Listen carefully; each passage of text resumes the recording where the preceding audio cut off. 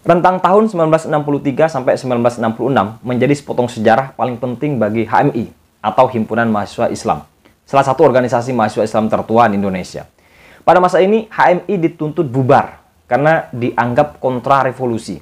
Tuduhan itu muncul setelah terjadi pemberontakan PRRI, Pemerintah Revolusi Republik Indonesia di Sumatera, dan juga pemberontakan Permesta atau Perjuangan Semesta Alam di Sulawesi, di mana HMI bersama Partai Masyumi dan juga PSI, Partai Sosialis Indonesia, ditengarai terlibat dalam gerakan makar tersebut. Ditambah peristiwa Utrecht, yaitu HMI ditetapkan sebagai organisasi terlarang di Fakultas Hukum Universitas Negeri Brawijaya Cabang Jember pada tahun 1964. Alasannya, HMI dianggap terlibat DITII, terlibat percobaan pembunuhan Soekarno dan agen CIA. Masyumi dan PSI dibubarkan pada tahun 1960, kini tinggal HMI yang diguncang. PKI dan suborganisasinya mendapatkan tempat yang strategis dari Bung Karno. Di mata Bung Karno, agen-agen PKI adalah alat yang revolusioner. Maka dalam kabinet Dwi Korah, banyak orang-orang PKI yang bercokol sebagai menteri di Senayan. Dan Aidit sebagai CCPKI memperoleh penghargaan Bintang Mahaputra III dari Bung Karno. Ia dinobatkan sebagai contoh keteladanan dan kepahlawanan dalam kepemimpinan politik. Hal ini membuat HMI dan kelompok anti komunis lainnya cemas. Tuntutan pembubaran HMI bergema di berbagai forum pemuda. Pertarungan antar kubu HMI versus CGMI kian memanas. HMI tegas mengatakan tidak terlibat dalam peristiwa makar apapun dan bahwa HMI adalah organisasi independen. Sementara PKI dan CGMI semakin memojokkan HMI sebagai anak masyumi dan kontra revolusi. Disitulah HMI berjuang mati-matian mempertahankan diri. Kisah pertarungan ini dikemas dalam buku berjudul HMI 1963 sampai 1966, menegakkan Pancasila di tengah prahara, karya M. Alvan Alfian. Ini bukunya. Alfian mendeskripsikan dengan apik bagaimana HMI dapat terbebas dari tuduhan CGMI dan mampu survive hingga akhirnya menjadi pemenang dan dapat bertahan hingga kini. Di beberapa organisasi gabungan, HMI tersingkir perannya seperti di MMI, Majelis Mahasiswa Indonesia, yang merupakan wadah nasional organisasi intra-universitas. Akibatnya, beberapa pengurus DEMA, Dewan Mahasiswa, dituntut untuk dibekukan karena ada unsur HMI yang dianggap tidak revolusioner di dalamnya. Misalnya ada DEMA UI dan DEMA ITB. Di PPMI, Persatuan Pelajar Mahasiswa Indonesia, sebagai wadah nasional organisasi ekstra universitas, HMI dipecat keanggotaannya pada 21 Oktober 1964. Beberapa kongres PPMI berubah menjadi ajang pembubaran HMI dengan meneriakkan yel-yel ganyan HMI. Dalam rapat umum CGMI, pembubaran HMI menjadi grand issue, misalnya pada 29 September 1965 di Stadion Senayan yang dihadiri lebih dari 100.000 anggota. Juga hadir Bung Karno dan Wapradam Dr. Laimina. Dalam rapat umum tersebut, Aidit menyatakan mengapa Masyumi dan GPII telah dibubarkan, namun HMI tidak dibubarkan. Kalau tidak dapat membubarkan HMI, lebih baik pakai sarung, kata dia. Tapi Bung Karno masih bergeming untuk membubarkan HMI. Malah beliau menyatakan go ahead HMI waktu itu. Dalam upaya mempertahankan diri, HMI mengonsolidasikan semua elemen Islam untuk memberikan dukungan, berdiplomasi dengan Bung Karno sebagaimana dilakukan oleh para petinggi HMI. Dahlan Ranowi Harjo dan Mar'i Muhammad adalah tokoh alumni HMI yang kerap berdiplomasi dengan Bung Karno. Sementara Sulastomo sebagai ketua PB HMI periode 1963 sampai 1966 bergerilya untuk mensolidkan di tingkat kader mulai dari komisariat, Badko, cabang hingga pengurus PB sendiri. Upaya diplomasi juga dilakukan oleh orang luar yang simpati dengan HMI. Di antaranya kayak Haji Zaifuddin Zuhri, yaitu salah satu tokoh NU yang sedang menjabat Menteri Agama waktu itu. Kemudian ada Syarif Taib sebagai Menteri Pendidikan yang juga menolak pembubaran HMI. Dari kalangan tentara, Angkatan Darat misalnya, ada Jenderal Ahmad Yani yang menolak pembubaran HMI. Kalangan mahasiswa yang tergabung dalam GEMUIS, Gerakan Muda Islam, bergerak membela HMI. Yang mana di dalam GEMUIS ini ada IMM, Pemuda Ansor, dan PMII. Jadi sebetulnya kalau HMI dan PMII kadang bentrok, mestinya ingat sejarah ini ya. Gerakan ini muncul sebagai penentang terhadap isu-isu pembubaran HMI. Mereka aksi di jalanan dengan spanduk bertuliskan langkah himayatku sebelum ganyang HMI. Mereka semua solid. Akhirnya diplomasi dengan Bung Karno membuahkan hasil. Soekarno mengeluarkan keputusan kontrar Komando Tertinggi Retooling Aparatur Revolusi pada 15 September 1965. Melalui kebijakan ini diputuskan bahwa HMI tidak dibubarkan, tapi dibina, dalam hal ini dipasrahkan pada Menteri Luar Negeri, Ruslan Abdul Ghani. Dalam pembinaan itu ada beberapa hal yang harus disepakati oleh HMI, yaitu bahwa HMI setuju dengan manipul Usdek, setuju dengan Pancasila, dan setuju dengan sosialisme Indonesia. HMI menyepakati itu semua, dan bagi Agus Salim Sitompul, kata sepakat ini merupakan bagian dari meyakinkan penguasa, terutama Bung Karno.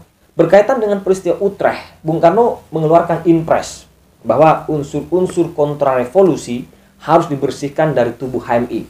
Jika HMI adalah bagian dari alat revolusi, maka HMI membentuk Dewan Penasehat dan Pertimbangan yang diketuai oleh Dahlan Ranu Wiharjo. Beberapa anggotanya ada Insinyur Sanusi, Dirut sebuah BUMN, Ismail Raharjo, Jaksa Tinggi DKI, dan Brigjen Tirto Sudiro. HMI harus membuat laporan berkala pada Presiden.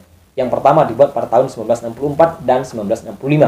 Pada laporannya yang ketiga, Soekarno menerima bahwa PBHMI telah menjalankan instruksinya. HMI masih berdiri dan relasinya kian intim dengan berbagai elemen.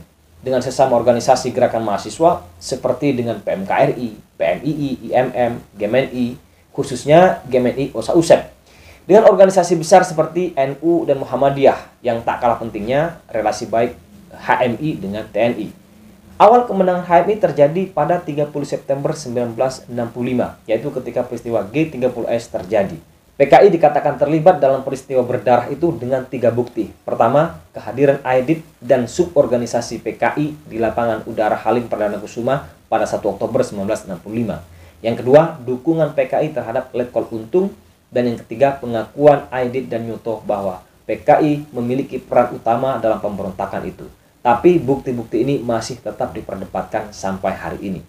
Sejak itu, CGMI yang mengendalikan PPMI diguncang oleh seluruh pemuda anti-PKI. Pada Kongres PPMI ke-6 tahun 1965 yang diikuti oleh seluruh mahasiswa ekstra universitas bertekad membubarkan PPMI yang sudah tidak dapat dipertanggungjawabkan secara politis. Maka tepat pada 25 Desember 1965, HMI bersama beberapa organisasi mahasiswa anti-komunis lainnya yang disertai dengan Menteri Pendidikan, Said Tayyip, mendeklarasikan kami, Kesatuan Aksi Mahasiswa Indonesia, sebagai tandingan terhadap PPMI dan JGMI. Kami berkoalisi dengan TNI untuk melawan PKI dan seluruh suborganisasinya. TNI punya sentimen khusus dengan PKI memang, setelah TNI diminta untuk direvolusionerkan dengan nafas komunisme, serta permintaan angkatan kelima dengan mempersenjatai petani. Konon usulan ini datang dari PKI. Jenderal Ahmad Yani adalah orang pertama yang tidak setuju dengan usul itu. Sementara HMI dan organisasi Islam anti PKI lainnya punya kepentingan menghapus ateisme yang diyakini dianut PKI. Maka bertemulah kepentingan kami dan TNI di sini. Kini HMI berdiri di atas angin dengan segala kekuatan koalisinya, sementara CGMI dan PKI berada di ujung tombak kehancuran. Pertarungan menghancurkan PKI terjadi di berbagai daerah, di Jawa Timur, Jawa Tengah, lebih-lebih setelah surat perintah 11 Maret atau Super Semar diberikan kepada Jenderal Soeharto. Mayat tanpa kepala bergelimpangan, air sungai Brantas dan Bengawan Solo memerah oleh darah orang-orang PKI yang dibantai. Inilah untuk yang kedua kalinya HMI bersama tentara membasmi kekuatan PKI setelah pemberontakan PKI pada 1948 di Madiun. PKI dan CGMI resmi dibubarkan melalui TAP MPR nomor 25 tahun 1966 yang melarang paham Leninisme Marxisme di Indonesia. Yang bisa kita pelajari dari peristiwa ini adalah bagaimana menyatukan barisan perlawanan. Perlawanan yang solid akan mengalahkan musuh yang kuat. Bukti ini ada pada perjuangan HMI. Tanpa persatuan dari semua elemen, mungkin HMI saat ini hanya menjadi fosil yang membatu. Namun demikian, ada beberapa pertanyaan yang perlu dijawab oleh buku ini ya. Pertama, mengapa pada Kongres kelima HMI di Medan menuntut Islam dijadikan dasar negara? Apakah ini bagian dari semangat DITI? Sayangnya penulis buku ini tidak menjelaskan secara lengkap. Ia hanya memotret satu sisi bahwa saat itu HMI hanya terpengaruh oleh suasana politik. Kemudian Alfian, penulis buku ini, tidak masuk pada akar persoalannya. Padahal ini yang menjadikan alasan kesekian mengapa HMI diidentikan dengan Anderbo Masyumi. Kemudian menjalar dengan pecahnya HMI menjadi HMI Dipo yang menerima asas Pancasila dan HMI MPO yang menerima asas Islam. Ini menjadi indikasi kesekian akan adanya radikalisme dan anti Pancasila yang memang ada di tubuh HMI pada waktu itu.